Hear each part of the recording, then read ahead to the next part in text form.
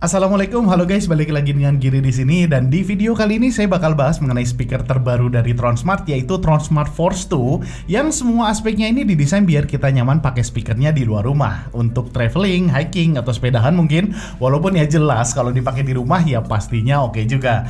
Alasannya yang pertama dan yang paling penting, Force 2 ini udah tersertifikasi IPX7, yang artinya udah tahan air bahkan kerendam sampai kedalaman 1 meter sekalipun. Jadi kehujanan doang sih enteng lah ya. In the dark, so that I see you stay.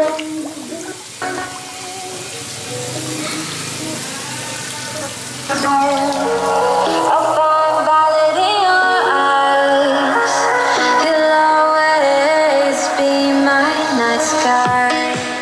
Untuk desainnya, baik untuk build material ataupun build quality-nya ini udah premium looks, rapi, solid, dan kelihatan kokoh juga. Dari mulai body karet yang bikin enak untuk di gripnya, ditambah mesh-nya yang kayaknya ini perpaduan antara metal yang dilapis lagi sama mesh fabric ya guys. Yang bikin speakernya ini berasa lebih tahan rusak kalau kebentur misalnya ya, dan gak gampang kegores juga.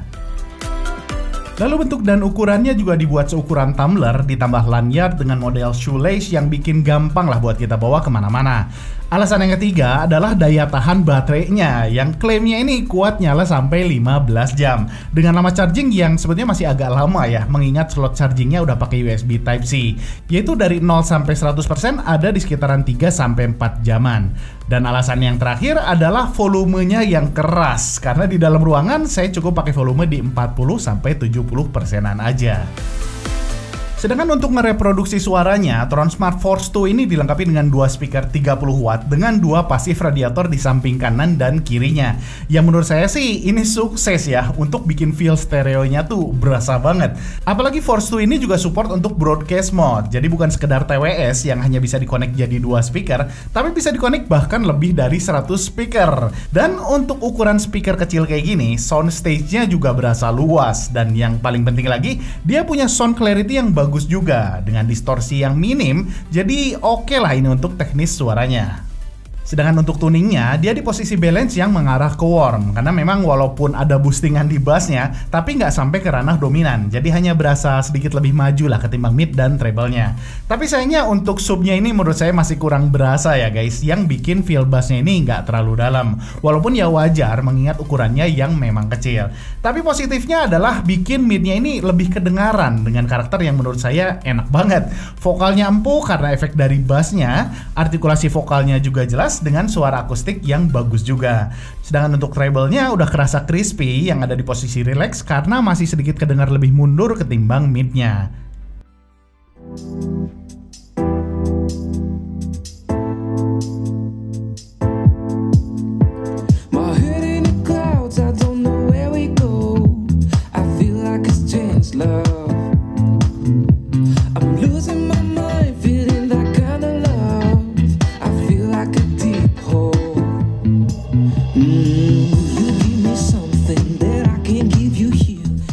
Sebagai tambahan, Tronsmart Force 2 ini juga udah support speaker call yang kualitas mikrofonnya kayak gini. Nah, kurang lebih ginilah kualitas untuk suara mikrofonnya Tronsmart Force 2. Jadi kalau kalian lagi dengerin musik, tiba-tiba ada telepon masuk, tinggal angkat aja dengan tekan tombol Bluetooth yang ada di belakang ini, maka kualitas suara teleponan kalian kurang lebih kayak gini. Dan kalau dijauhin juga menurut saya masih bagus ya.